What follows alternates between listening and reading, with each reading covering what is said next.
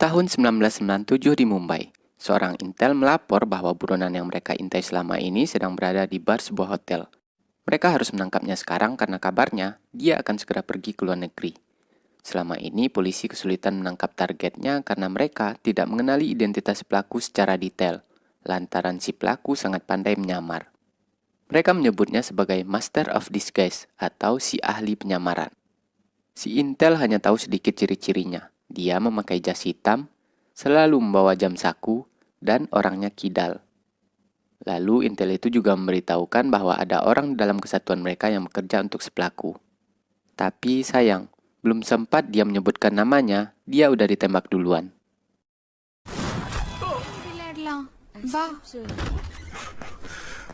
Singkat cerita, polisi sampai di bar hotel. Di saat mereka ingin melakukan penggeledahan, tiba-tiba seorang pria menyandra pelayan bar. Polisi langsung mengambil tindakan tegas. Pria itu langsung tewas. Rupanya dia hanya tumbal. Ini pelaku aslinya. Dia berhasil kabur dengan menyamar sebagai pelayan bar sesaat sebelum polisi tiba. Kemudian dia menyandra seorang bocah di toilet. Lalu mengancam ayah bocah tersebut untuk menuruti perintahnya. Pelariannya pun berjalan dengan mulus.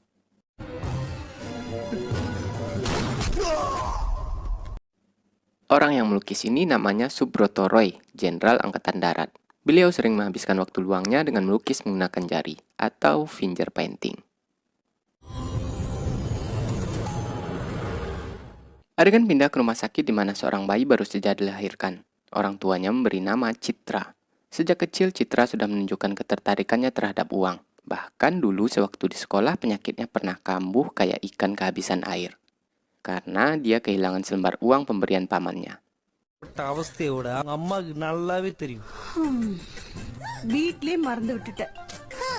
Tak seperti orang-orang pada umumnya, Citra bercita-cita untuk memenangkan sebuah jackpot di Las Vegas. Dan sewaktu Citra melihat foto-foto temannya yang sedang berbulan madu di Amerika, dia menemukan ide. Citra langsung bilang ke orang tuanya kalau dia ingin menikah dalam waktu seminggu ke depan. Citra nggak peduli mau gimana bentuk calon suaminya. Pokoknya dia ingin menikah. Karena memang tujuan dia sebenarnya hanya untuk mendapatkan tiket ke Amerika dengan alasan pergi berbulan madu. Adegan pindah ke pria bewokan namanya Satya. Sekarang dia sedang mengantri di lobi Hotel Prodeo. Dan ini emaknya Satya. Dia pusing dengan anaknya yang pengangguran luntang-lantung gak jelas. Ditambah sekarang Satya baru keluar penjara. Ibunya berharap mungkin Satya akan berubah kalau dia sudah menikah. Lalu ibunya mengenalkan Satya dengan seorang wanita. Tapi wanita itu langsung pergi ketika mengetahui kalau Satya hanya seorang pengangguran yang hidup bersama dengan ibunya dari uang pensiunan almarhum sang ayah. Gimana emaknya nggak risih coba? Udahlah pengangguran, bangunnya siang, kalau pergi main pulangnya tengah malam. Kadang-kadang dia malah nggak pulang selama sebulan. Makanya sekarang si emak mengunci Satya di kamar. Ternyata percuma.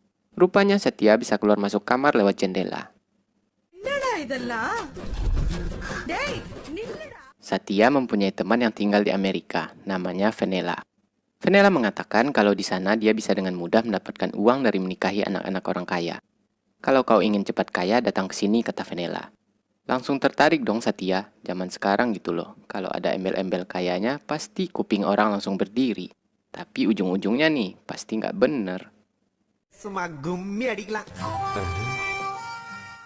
Saat di pasar, Satya langsung memberitahu ibunya kalau dia ingin pergi ke Amerika. Emangnya ke sana mau ngapain, kata ibunya. Mau nikah, kata Satya. Ibunya langsung kaget. Kayak nggak ada aja perempuan di India. Jauh-jauh pergi ke sana buat nikah. Kemudian ibunya menawarkan Satya ke penjual sayur. Tapi mbak-mbak itu juga nggak mau. Kayaknya Satya ini mesti dimandiin kembang 7 rupa nih. Terus ubun-ubunnya tiupin asap menyan. Biar nggak ditolak terus sama cewek. Kembali ke Citra. Mereka sekeluarga sedang bersenang-senang menyambut hari pernikahan Citra. Tapi suasana langsung berubah setelah mereka mendapatkan kabar kalau pernikahan itu batal karena si mempelai prianya kabur dengan cewek lain. Lalu Citra langsung menghubungi agen travel untuk membatalkan paket perjalanan honeymoon yang telah dia booking. Tapi bapak itu mengatakan gak bisa dibatalin. Terserah Citra mau berangkat atau enggak, Pokoknya uang Citra nggak akan kembali sepersen pun. Di sisi lain, Badan Intelijen Nasional yang dikomandoi oleh Barat sekarang mendapatkan petunjuk tentang buronan mereka yang kabur 20 tahun silam. Si ahli penyamaran. Diduga sekarang dia tinggal di Amerika. Menurut info, si pelaku ini sangat terobsesi dengan jas. Dia hanya memilih bahan terbaik dari Denmark dan memakai jasa penjahit terbaik dari India, lebih tepatnya di Hyderabad. Kainnya 2 hari yang lewat sudah tiba di Hyderabad. Menurut perkiraan, jas itu akan selesai dalam waktu seminggu. Barat berencana untuk mengikuti jas tersebut agar mereka bisa menangkap si pelaku. Misi operasi ini disebut dengan Sholay.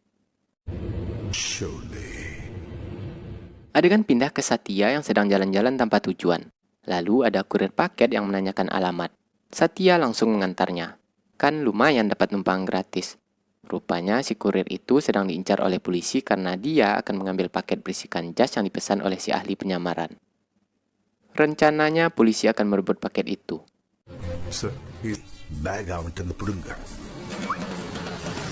Satya yang baru saja kalah judi juga berniat untuk mencuri paket itu.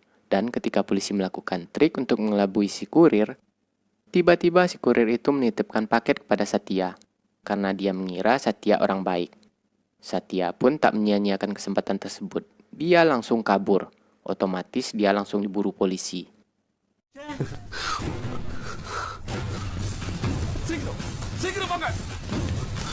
Mereka pun kejar-kejaran hingga ke tengah pasar. Dan akhirnya polisi berhasil mengepung Satya.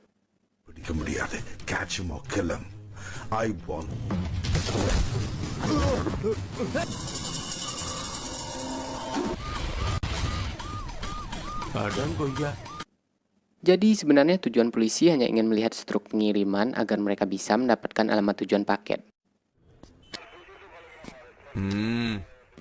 Kemudian Satya juga dilepaskan polisi. Barat memperingati Satya agar tidak menceritakannya ke siapapun.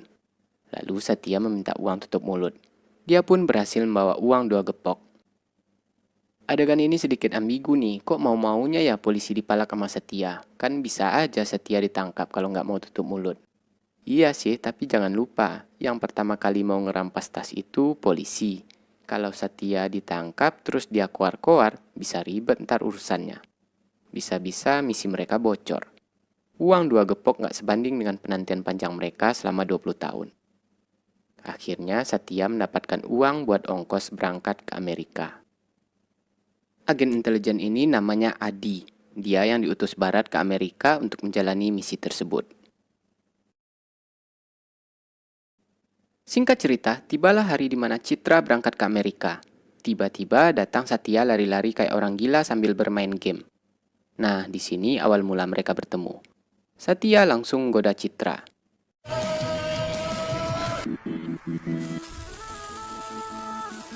Citra kan tadinya mengambil paket honeymoon, tapi karena lakinya nggak ada, si agen masangin Citra dengan Satya. Lumayan hemat karena uang Citra dikembaliin agen 50% karena Citra jadinya patungan dengan Satya. Di pesawat, Citra sedikit risih dengan kelakuan Satya yang kepo. Lalu dia mengatakan kalau perjalanan mereka ini cuma bohongan. Kemudian Citra mengajak Satya main bohong-bohongan. Satya pun setuju. Citra mengaku namanya Om Raujen, kalau Satya memakai nama Sholay. Kemudian Satya memesan 2 gelas vodka. Lalu dia menawarkan ke Citra. Kata Citra dia nggak minum minuman keras. Wah, kebetulan banget saya suka wanita yang nggak minum, ungkap Satya. Tiba-tiba minuman itu langsung dihabisin Citra. Ternyata Satya berbohong agar Citra ikut minum dengannya.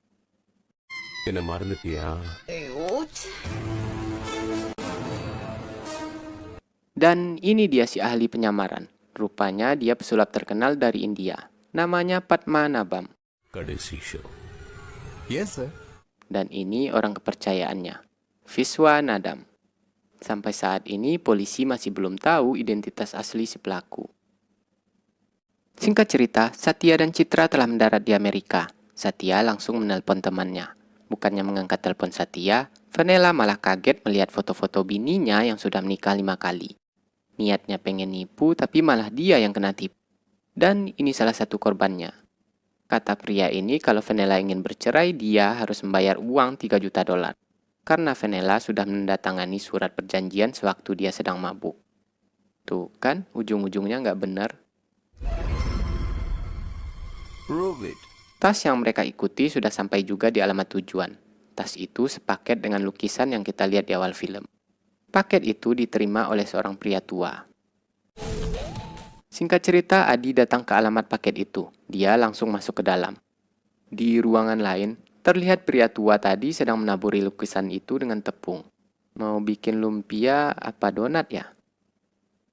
Rupanya kakek itu bisu. Lewat jaringan satelit, Barat membantu Adi menerjemahkan bahasa si kakek. Adi pura-pura mau mengambil paket itu. Kata si kakek, barangnya belum kelar. Tak lama kemudian datang 2 orang pemuda yang juga mau mengambil paket itu.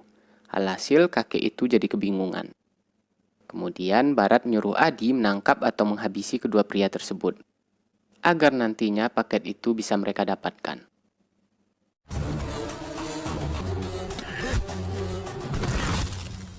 ஆதி என்னால பார்க்க முடியல. ஆதி can you hear me? Hello.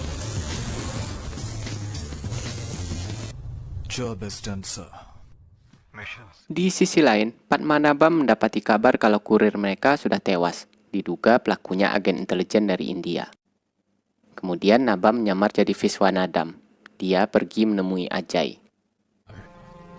ಮೊದಲ ತರವೆಯ ದೇವಪಡುತ್ತೆ. Nabam memberikan uang 15 juta dolar untuk menghabisi Adi. Dia langsung membayarnya cash.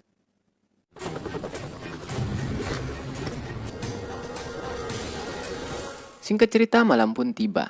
Citra mempertaruhkan semua uangnya di meja judi. Sementara Satya sibuk mencari cewek buat dijadikan bini. No, you are always cheating on me. This is not goodbye. வெக்கமா இருக்கு madam. Akhirnya Satya bertemu juga dengan Venela. Tanpa basa-basi lagi, dia langsung menampar Venela. Gimana sih lu? Udah ngajak gue datang ke sini, pas ditelepon gak diangkat, kata Satya. Venela mengaku sewaktu dia mengajak Satya, kondisinya dalam keadaan mabuk. ஆமாண்டா உனக்கு அண்ணி ஆகிட்ட ஃபோன் பண்றேன். Kembali ke Citra. Penyakitnya kambuh karena semua uangnya lenyap dalam sekejap. Satya yang melihat Citra ngap-ngapan langsung menciumnya. Penyakit Citra pun langsung hilang.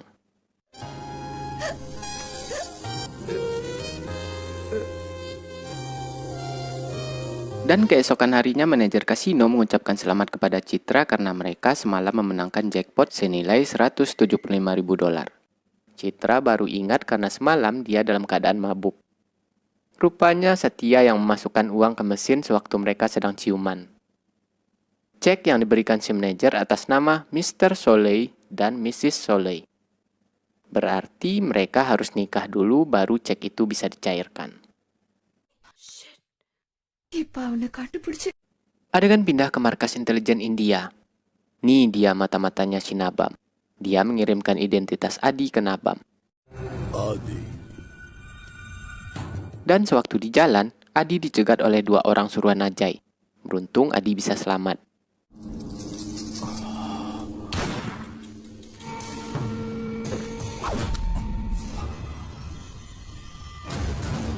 Adi langsung melapor ke Barat kalau misi mereka bocor.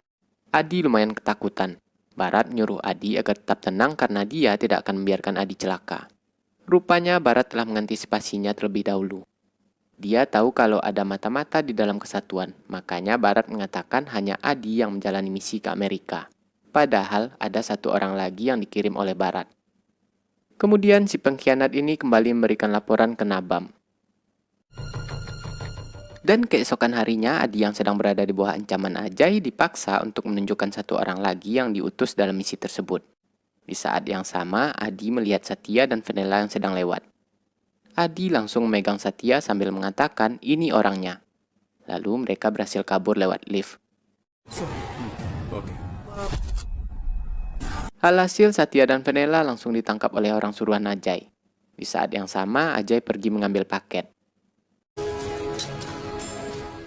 Dan ketika Ajay ingin menghabisi Satya, Satya langsung melawan. Rupanya memang Satya lah 1 orang lagi agen intelijen yang diutus oleh Barat. Dan Satya berhasil menghabisi Ajay dan anak buahnya.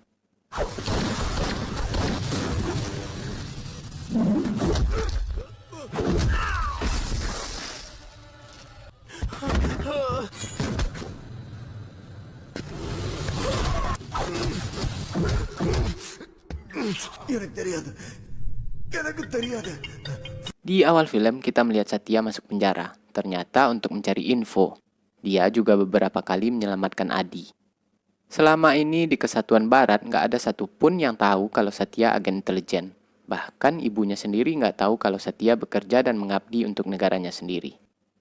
Satya, Central Intelligence. Adi. Lalu di paket itu Satya menemukan alamat tujuan ke Yordania. Barat yang langsung terjun buat mengecek alamat tersebut. Sekarang dia sudah berada di Yordania.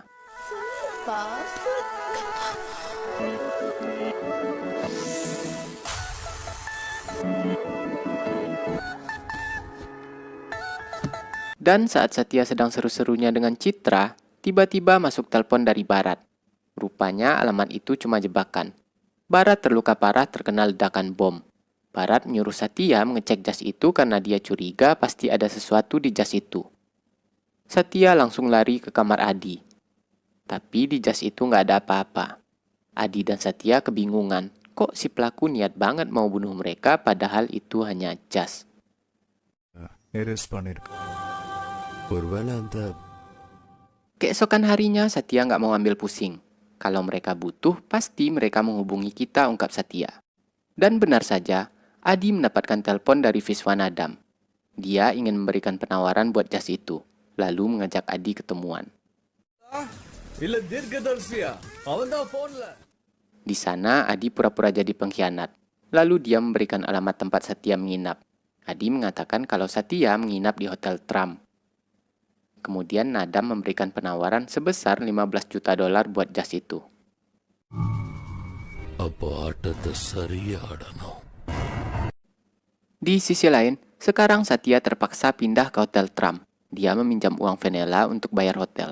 Sekarang Satya tinggal menunggu musuh-musuh mereka yang akan segera datang. Yang datang malah si Adi. Adi mengatakan mereka menawarnya $15 juta. Kita bisa kaya mendadak dengan uang sebanyak itu, ungkap Adi. Satya langsung kaget. Wah, kayaknya si Adi terpengaruh nih. Untung Satya udah menyembunyikan jas itu. 100 கோடியா? இதுல ஏதோ ஒரு பெரிய பிரச்சனை இருக்கு. Dan sewaktu Satya tertidur, Adi mencari-cari jas itu. Tapi zong, dia tidak bisa menemukannya.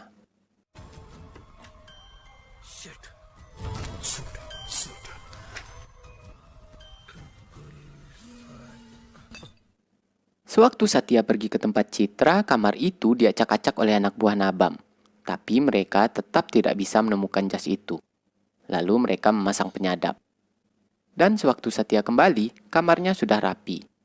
Tapi Satya sedikit curiga dengan orang yang berpapasan dengan dia di lift. Surely, இவ்ளோ பெரிய room.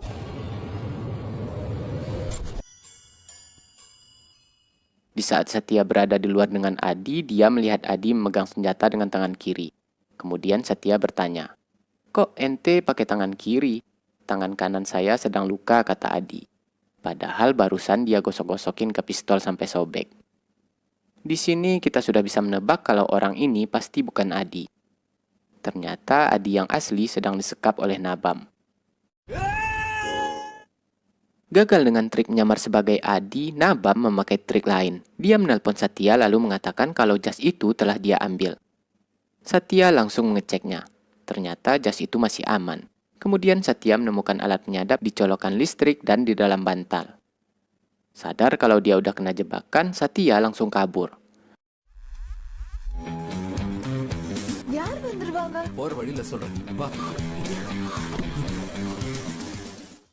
Agar Citra tetap aman, Satya memasukkannya ke busway. Sementara dia kejar-kejaran dengan anak buah Nabam. Dan akhirnya Satya berhasil mengelabui mereka.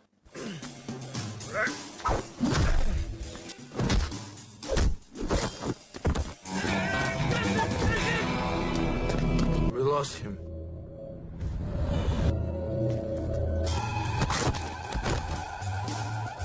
Tapi Nabam tak kehabisan akal. Dia menelpon Satya memakai handphone Adi, lalu menanyakan posisi Satya. Tak butuh waktu lama, anak buah Nabam kloter kedua langsung tiba di tempat Satya. Lagi-lagi Satya bisa mengatasinya.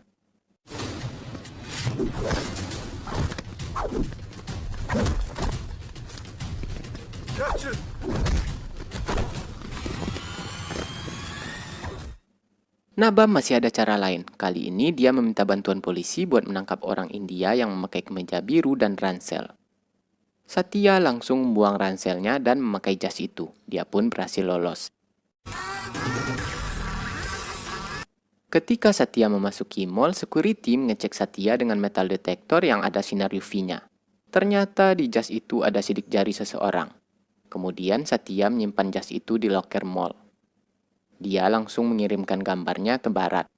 Tapi mereka gagal melacak orang yang memiliki sidik jari tersebut. Singkat cerita, malam pun tiba. Nabam kembali menyamar sebagai Adi. Saat mereka nongkrong di jalan, tiba-tiba datang preman malak Satya. Rupanya salah orang. Satya malah menodongnya dengan pistol. Alhasil preman itu yang kena palak. Satya makin curiga kalau orang ini bukanlah Adi. Tapi Satya juga nggak tahu kalau orang yang menyamar ini si pelaku utama. Kalau dipikir-pikir kan nggak mungkin juga bos gede langsung turun tangan. Biasanya kalau bos gede kan cuma beri-beri perintah doang lewat telepon. Lalu Satya menipu si Adi KW. Dia mengatakan kalau Barat nyuruh orang buat ngambil jas itu. Besok mereka akan serah terima. Siapa orangnya, kata Adi. Nggak tahu, soalnya ntar kita serah terimanya pakai kode, kata Satya. Dan Satya memberitahukan kodenya. Keesokan harinya, Satya berhasil mengelabui Nabam. Satya mengurung Nabam di peti. Lalu mengancam akan menguburnya hidup-hidup jika dia tidak mau memberitahukan nama orang yang menginginkan jas itu. Jadi sampai sekarang Satya masih belum tahu nih kalau ini aki-aki pelaku utamanya. Kemudian pria tua itu mengatakan kalau dia mengenal seseorang yang bisa membawa Satya ke orang yang menginginkan jas itu. Rupanya Satya dibawa ke tempat Viswanadam. Di sana Padmanabhan yang masih dalam penyamarannya mengancam akan menghabisi anak dan istri Viswanadam jika dia tidak menuruti perintahnya. Akhirnya Viswanadam jadi tumbal.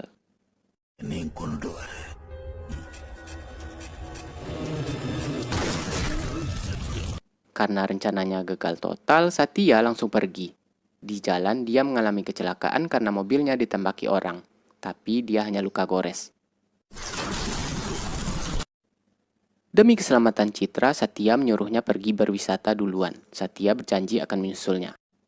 Dan sewaktu Satya kembali lagi ke hotel, dia melihat pintu hotel nggak terkunci. Rupanya di toilet ada Barat. Barat memberitahu Satya pemilik sidik jari yang ada di jas. Itu sidik jari Subroto Roy, Jenderal Angkatan Darat. Dia memiliki bakat melukis. Lukisan itu dipesan oleh Padmanabhan, tapi di jalan lukisan itu direbut penjahat. Dan mereka mengirimnya ke Stephen. Stephen ini ahli dalam memindah-mindahkan sidik jari. Kata Barat, dengan sidik jari itu penjahat bisa meluncurkan senjata nuklir. Kemudian dia menanyakan tempat di mana Satya menyimpan jas itu. Lalu menyuruh Satya segera mengambilnya. 2706. Go. Belum sampai Satya ke tempat tujuannya, masuk telepon dari Barat. Barat mengatakan kalau dia telah menunggu selama 1 jam di bandara. Lah, kok ada 2 Barat?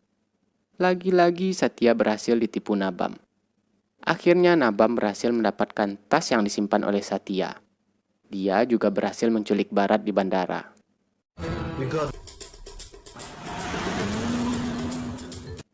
Adi yang berhasil melarikan diri dari sekapan Nabam langsung mengarah ke kamar Satya. Saat yang sama, Satya lari lewat tangga. Akhirnya Adi tewas di tangan anak buah Nabam. Dan Satya langsung baku hantam dengan mereka.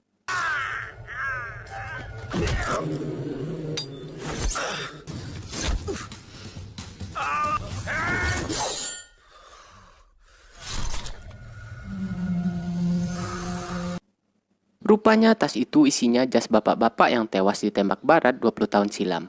Dan ternyata Satya anak bapak-bapak itu.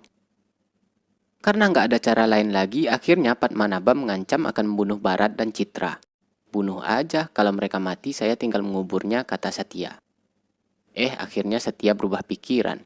Jangan bunuh Barat karena dia telah membunuh ayah saya, ungkap Satya. Lalu mereka janjian di tempat bangkai-bangkai pesawat. Though I'm sounding Satya sempat pemanasan dulu dengan anak buah Nabam.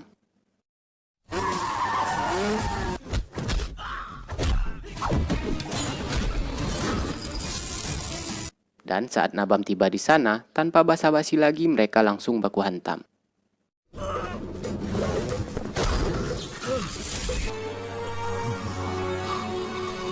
வருஷங்களுக்கு முன்னாடி இதே சிச்சுவேஷன்ல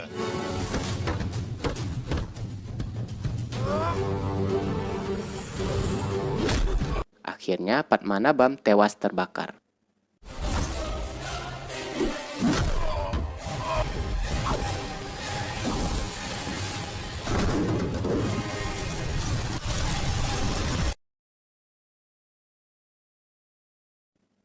Ternyata Satya sama sekali nggak ada niat buat bunuh Barat. Dia sengaja mengatakan itu ke Nabam agar Barat tidak dibunuh. வாங்க. Di adegan terakhir, Satya dan Citra akhirnya menikah. Lalu film pun selesai.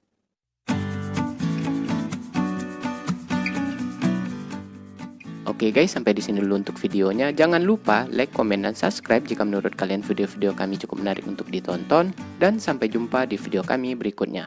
Wassalamualaikum warahmatullahi wabarakatuh.